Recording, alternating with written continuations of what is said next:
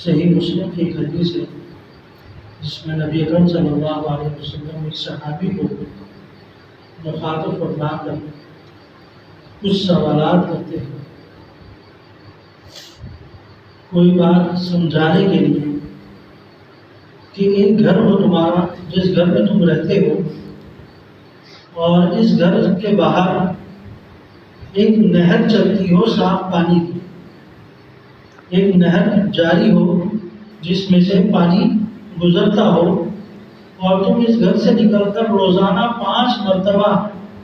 اس نہر میں غسل کرتے ہو، یعنی نہاتے ہو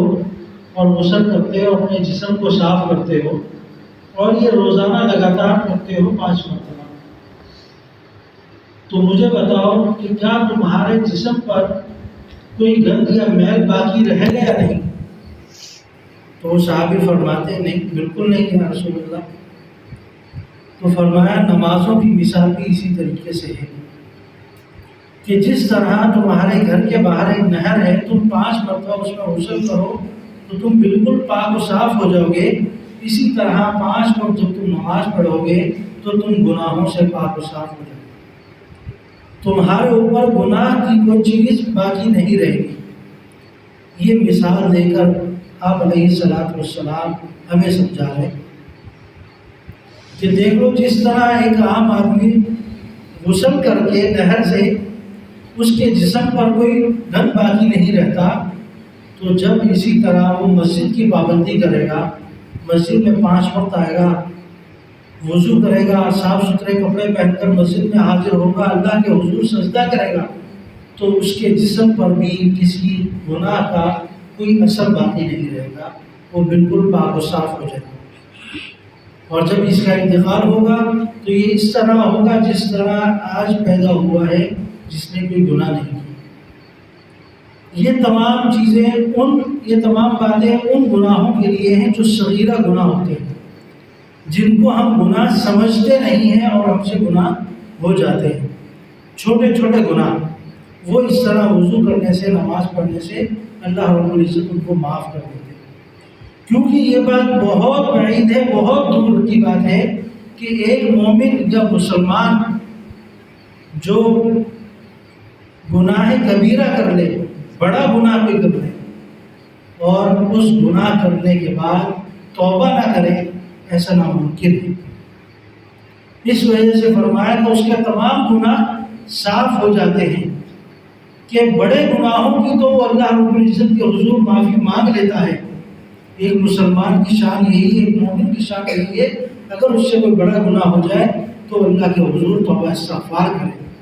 اس بڑے گناہ کی تلافی کرے، اور چھوٹے چھوٹے گناہ اس کے اس طرح وضو کرنے سے، نماز پڑھنے سے زائل ہو جائیں گے۔ آج دیکھیں مسجد میں پہلے رمضان میں جو تعداد تھی آج وہ نہیں ہے، کم ہوتی جا رہی ہے۔ فجر کی نماز میں بھی اسی طرح آپ دیکھتے ہوں گے، پھر اسی طرح بقیہ نمازوں میں بھی وہ تعداد کم ہوتی جا رہی ہے۔ حالانکہ یہی مسجد ہے جس میں جمعے کے اندر گنجائش نہیں ہوتی، اور یہی مسجد ہے کہ عام نمازوں میں ساری صفیں خالی پڑی ہیں۔ تو ہم نے دیکھنا ہے ہمارے قریب میں، ہمارے گھر والوں میں کون ہے جو نماز کے لیے نہیں آتا،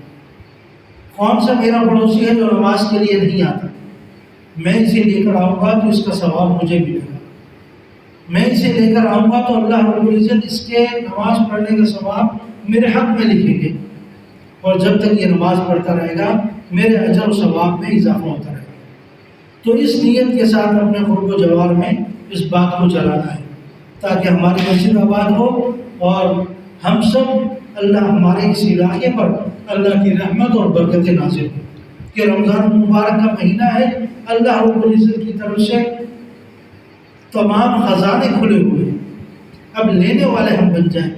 تو اس کے لیے یہ ہے کہ ہم خود بھی نماز کے پابند بنیں، اور اپنے ساتھ جو اپنے قریبی ہیں، اپنے بھائی دوست وغیرہ، ان کو بھی نماز کے لیے پابند کریں،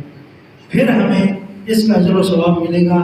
ورنہ ہم ان لوگوں میں سے نہ ہو جائیں کہ جن پر اللہ رب العزت کا سب سے پہلے عذاب آتا ہے۔ ایک بستی پر اللہ رب العزت نے عذاب بھیجا تو حضرت جبرائیل امین وہاں پہنچے، یا اللہ وہاں پر تیرا ایک نیک بندہ ہے، جو ہر وقت صوم و صلات میں مسجد میں بیٹھا رہتا ہے،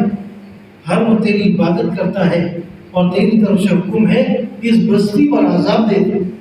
اس بستی کو پلٹ دو، تو اللہ رب العزت نے فرمایا سب سے پہلے اس پر عذاب دو، بعد میں دوسری بستی والوں کو،